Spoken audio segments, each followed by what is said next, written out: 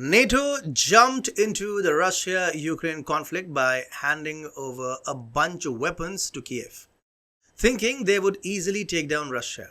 Spoiler alert, it didn't work and it's not going to.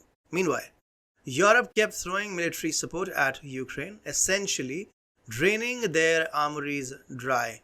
Now they are left with barely enough weapons to defend themselves.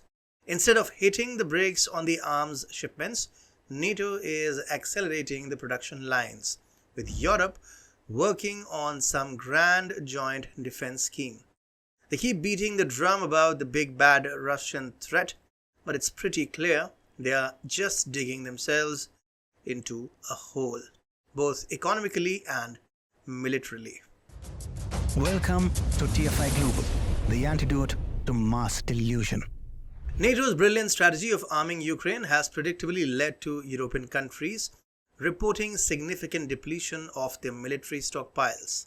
The continuous flow of weapons to Kiev has left Europe scraping the bottom of the barrel when it comes to its defense resources. Who could have seen that coming?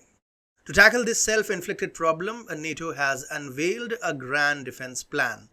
This genius strategy aims to boost the quantity and readiness of air and missile defense systems, clearly emphasizing the urgent need to restock their now embarrassingly empty armories. NATO's new plan isn't just about any weapons, it's specifically targeting air and missile defense systems. Nothing says we are prepared like frantically trying to replace all the gear you gave away. At the upcoming NATO summit in Washington, members will feverishly discuss how to speed up weapons procurement. This is, of course, crucial for dealing with the immediate shortage caused by their own stupid, selfish intentions, yet seemingly generous actions. European officials have noted some critical gaps in NATO's military readiness. These gaps are important enough to address even while they continue to send more weapons to Ukraine. Priorities, right? Enter the Baltic states, Estonia, Lithuania and Latvia, over-eager to jump on the anti-Russia bandwagon. They have put forward the Allied Capability Delivery Commitment, ACDC, back in black, a plan to tackle these readiness issues. Because if there's one thing NATO needs, it's more acronyms. The Baltic states and Poland have been the loudest voices in the room when it comes to anti-Russian rhetoric during the Ukrainian crisis. The fervor has been pivotal in shaping NATO's increasingly desperate responses.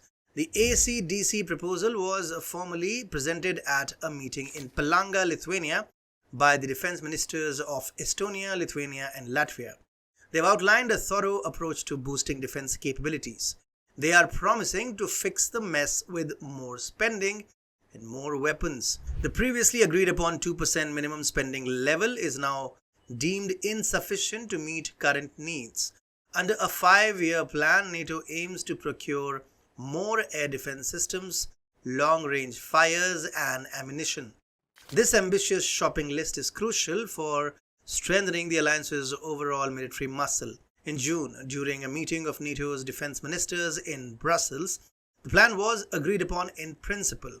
Washington, unsurprisingly, supports the intent of the proposal and is working with allies to incorporate it into summit deliverables.